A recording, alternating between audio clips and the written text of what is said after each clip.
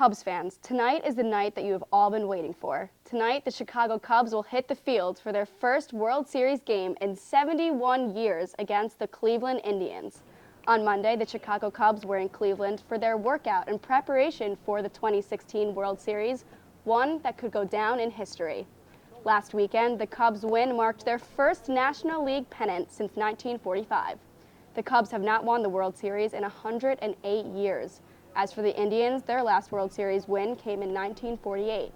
This World Series exhibition is a matchup guaranteed to end one of the longest championship droughts in baseball history. The Cubs and Indians have never met in the postseason. They have matched up in 6 different seasons in the 20-year history of interleague play, splitting 4 games in their last meeting in 2015. Chants were heard all across U of I's campus following the Cubs' win this weekend. Here are some of the reactions from fans. It's like a dream. Like, no one was expecting that. Like, when I went home this weekend, I saw that, I went nuts because, like, we did all this. We won 103 games just without Schwarber, and he's so good, and it'll be good when we get him back. I think the Cubs are going to take it. They seem like they're really into it, and Baez is like one of the best receivers, catchers. He does everything, and I feel like it's actually going to happen this year. Homecoming is quickly approaching, and the Fighting Illini are gearing up to play the Minnesota Golden Gophers this Saturday. Doors will open to fans at 9:30 a.m. with kickoff intended for 11 a.m. The Illini are coming off this weekend with a loss to the number 3 Michigan Wolverines. The Fighting Illini were forced to start their third-string quarterback, Jeff George, while Wes Lunt and Chance Crouch sat out. George had his first start debut against Michigan, but moving forward, it is still unknown as to who will be the starting quarterback against Minnesota this weekend, after being outscored offensively 41-8 points. George's first career touchdown pass came in the 4th quarter with a big assist from Malik Turner. As for this homecoming weekend, the Illini are 6-point underdogs against the Golden Gophers.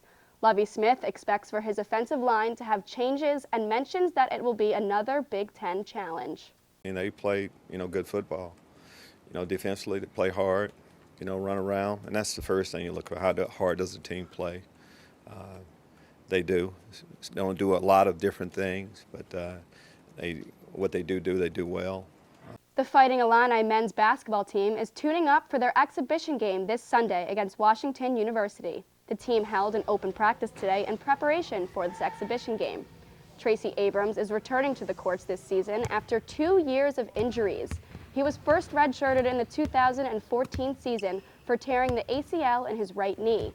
Abrams was redshirted again in the following 2015 season after tearing his Achilles tendon in his left leg.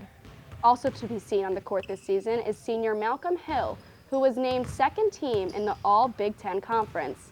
Hill mentions that he is excited for a fresh start to the season after improving his gameplay during his offseason. Excited about just playing against different competition. Just because we've been battling each other for the past 2 or 3 months, I think it'll just be good for us to, face some different competition and to see where we're at, as a team.